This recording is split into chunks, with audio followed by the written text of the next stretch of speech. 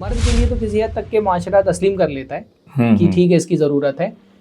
औरत के लिए माशरा तस्लीम ही नहीं कर रहा कि सेक्सुअल नीड भी उसकी एक ज़रूरत है जो फुलफिल होनी चाहिए। हिंदू तो अपनी औरतों को सती की रस्म पाई जाती थी, उसका असर मुसलमानों पे ये हुआ कि वो भी शादी नहीं करने देते थे बेवा औरतों को। हमारे यहाँ लोग बीवी को नहीं तलाक देते, बीवी के साथ बच्चों को भी तलाक दे देते।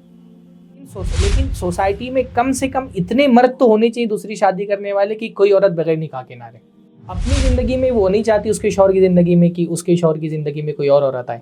वही औरत जब बेवा होती है तो वो ये चाहती कि कोई मुझे एक्सेप्ट कर ले, चाहे दूसरी बीवी की हैसियत से क्यों ना एक्सेप्ट कर ले। बहनों के, औरतों के जो हालात देख रहे हैं वो डाइवोर्स के बाद के जो इश्यूज आते हैं कि अभी शादी तक तो हो गया, अभी डाइवोर्स हुआ है, तो डाइवोर्स होने के बाद में नई लाइफ शुरू करने के लिए उनको काफ़ी दिक्कत आती है। दिक्कत ये आती है कि बच्चे हैं, छोटे हैं, बड़े हैं, उनके सामने वो बोल नहीं सकती मुझे शादी करना है, अपने रिश्तेदारों को बोल नहीं सकती मुझे शादी करना। हो सकता है उसके दिल के अंदर हो, और अगर नहीं है तो खुद को राज़ी नहीं कर पाती है। मतलब ये अपने आप को कन्विंस कर लेना कि मैं नई ज़िंदगी शुरू करूं एक और नए शौहर के साथ, क्योंकि अभी शौहर का डाइवोर्स हो गया है या तो डेथ हो गई है, दोनों में से कंडीशन। तो वापस से रीमैरिज के लिए खुद को कन्विंस करना, खुद को कन्विंस करने के बाद में दूसरों को बोल पाना और उसके बाद में इम्प्लीमेंट होना। तो ये इस चीज़ को इम्प्लीमेंट ना करने की वजह से काफ़ी बड़े बड़े इश्यूज आते हैं। डाइवोर्सी वुमेन्स के लिए चैलेंजेस कितने हैं, विडो वुमेन्स के लिए कितने चैलेंजेस, उनके बच्चों के लिए फ्यूचर में कितने चैलेंजेस है अगर वो छोटे बच्चे हैं तो ये औरतों के लिए एक ऐसी चीज़, ऐसा आइडिया, ऐसा सोच जिससे वो अपने आप को कन्विंस कर पाए और अपनी बात अपने जो जिम्मेदार हैं उनको बोल पाए, ताकि वो अपनी लाइफ रीस्टार्ट कर पाए। असल में ये जो आपने सवाल किया है ना, इसका जवाब के लिए एक पूरा लेक्चर दरकार है क्योंकि इतना कॉम्प्लिकेटेड बना दिए गए इस चीज़ को। सबसे पहले तो हमारे माशरे में हम लोग आमतौर पे जिन मज़ाहिब के मानने वालों के बीच में रहते हैं, इस्लाम को छोड़ करके, हर रिलीजन जो है ना उसके यहाँ शादी या सेक्सुअल नीड्स ये एक बुराई है। शादी हमारी जिनसी ज़रूरत से जुड़ी हुई है और हमारे यहाँ जिनसी ज़रूरत एक बुराई समझ करके उसको कि जिनसी ज़रूरत पूरी करना एक बुरी चीज़ है। तो हम ये समझ ही नहीं पाते कि शादी हमारी एक ज़रूरत है, सेक्सुअल नीड्स हमारी एक ज़रूरत है। और शादी उसी वजह से, शादी का बुनियादी मकसद अपनी इस नीड्स को पूरा करना ही होता है।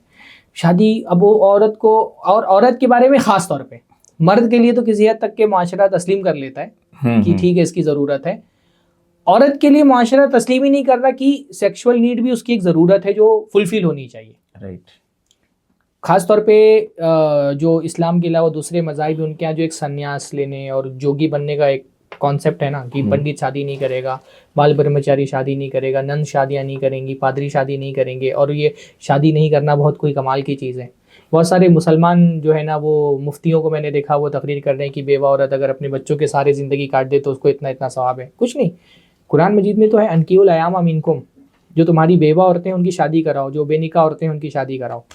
तो एक तो शादी को लेकर के, ख़ास तौर पे बेवा औरतों की शादी को लेकर के एक मनफी सोच, एक टैबू जो है ना, नेगेटिव, वो चला आ रहा है।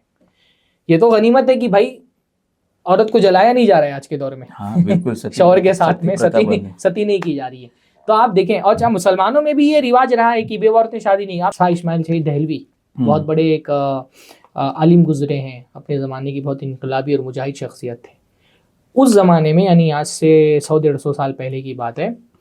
अपने ज़माने में उन्होंने मुसलमानों में बाकायदा निकाह बेवगा की एक पूरी तहरीक शुरू की थी। यानी होता क्या था, हिंदू तो अपनी औरतों को सती की रस्म पाई जाती थी, उसका असर मुसलमानों पे ये हुआ कि वो भी शादी नहीं करने देते थे बेवा औरतों को किसी भी उम्र में। उन्होंने बाकायदा अपनी बहन की, एक बेवा बहन थी, उनकी शादी करा करके एक पूरा सिलसिला जारी किया ताकि इसको तोड़ा जा सके। तो एक तो ये जो शादी के हवाले से, ख़ासतौर पे बेवा औरतों की शादी के हवाले से एक मनफी जहन सोसाइटी में चला हुआ आ रहा है और उसको तोड़ना बहुत मुश्किल है। दूसरा एस्पेक्ट ये है ना कि ये बहुत हमारे यहाँ क्लियर नहीं हो पाती है बात कि तलाक के बाद, ये एक औरत के बेवा होने के बाद उसके बच्चों की जिम्मेदारी कौन उठाएगा। हमारे यहाँ लोग बीवी को नहीं तलाक देते, बीवी के साथ बच्चों को भी तलाक दे देते। तलाक मियाँ बीवी के दरमियान होती है। ख़ास तौर पे मैंने ऐसे केसेस में जहाँ पर बेटा होता है तो बहुत सारे लोग चाहते हैं कि मैं उसको अपने कस्टडी में लूँ, बेटी को छोड़ देते हैं। भाई तलाक आपके और बीवी के दरमियान में हुई है ना, बेटी से तलाक नहीं हुई है। बेटी हमेशा तुम्हारी बेटी रहेगी, तो हमेशा उसके बाप रहोगे। तो वो क्या होता है ना, ये वाज़ेह ही नहीं है कि एक औरत बेवा हो गई मान लीजिए, उसके बच्चों की जिम्मेदारी कौन उठाएगा? वो बेचारी एक तो शौहर से महरूम हो गई, ऊपर से उसके बच्चों का बोझ उसके सर पे लाद दिया गया है। हालांकि बच्चों को संभालने की जिम्मेदारी शौहर की है तलाक के बाद, और अगर शौहर की वफात हो गई है तो उन बच्चों को संभालने की जिम्मेदारी उनके दादा की है, दादा नहीं मौजूद है तो उनके चाचाओं की है। ये क्लियर ही नहीं है लोगों में।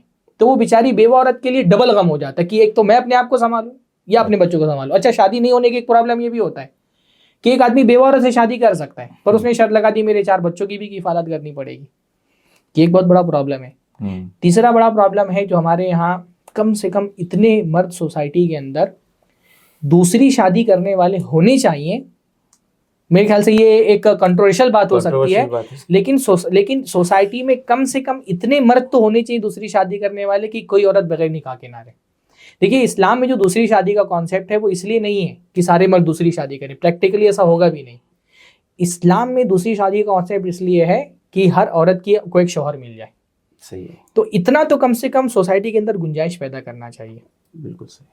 तो और उसको कोई ऐब नहीं बनाना चाहिए। ये शादी करना कोई ऐब की बात नहीं है, दूसरी शादी करना भी कोई ऐब की बात नहीं है। और तलाक होने के बाद एक लड़की का जो है ना अपनी ज़िंदगी की शुरुआत किसी आदमी के साथ करना, ये भी कोई ऐब की बात नहीं है। इसलिए जहाँ पे खालिक ने इजाज़त दी हो ना, वहाँ मखलूक को दखलअंदाज़ी नहीं करनी चाहिए। और वैसे भी जब औरत बच्चों के हाथ में अकेली हो जाती है तो लोग उसको फकीर की नज़र से देखने लगते हैं। उसको मदद करना है, ज़कात देना, पहला ध्यान हो जाता है कि उसकी मदद करो, उसकी मदद इस तरीके से नहीं कि उसकी शादी कराई जाए, बल्कि उसको ज़कात और सदका और ऐसी चीज़ें देख के उसको जो है ना और अबेंडन। और भाई मैंने देखा है ना कि खुद औरतें चीज़ों को बहुत मतलब एक सेल्फिश नज़रिए पॉइंट ऑफ व्यू से देखती हैं। एक औरत अपने शौहर की ज़िंदगी में ये नहीं चाहती कि उसका शौहर दूसरी शादी करे, इवन किसी बेवा से ही क्यों ना कर रहा हो। हालांकि मैं नहीं कहता कि दूसरी शादी बेवा से ही करनी चाहिए, लेकिन आमतौर पे आदमी दूसरी शादी करता है तो कोई बेवा मुतल्लका ही को सहारा देना है। अपनी ज़िंदगी में वो नहीं चाहती उसके शौहर की ज़िंदगी में कि उसके शौहर की ज़िंदगी में कोई और औरत आए। वही औरत जब बेवा होती है तो वो ये चाहती कि कोई मुझे एक्सेप्ट कर ले, चाहे दूसरी बीवी की हैसियत से क्यों ना एक्सेप्ट कर ले। सोसाइटी में बाज़ मर्तबा इंसान को अपनी बाज़ चीज़ों को कुर्बान करना पड़ता है एक बड़े यानी सोसाइटी के बेनिफिट के लिए, अपने मफादात को और अपनी बेनिफिट को कुर्बान करना पड़ता है, तभी जाकर के सोसाइटी चलती है। अगर हर सोसाइटी का हर फर्द अगर सेल्फिश होना तो नुकसान पहुंचेगा। तो कहीं कहीं अपने मफादात को कुर्बान करना पड़ता है एक वसी मफाद के लिए, एक बड़े फ़ायदे के लिए छोटे छोटे फ़ायदों को कुर्बान करना पड़ता है। बिल्कुल सही।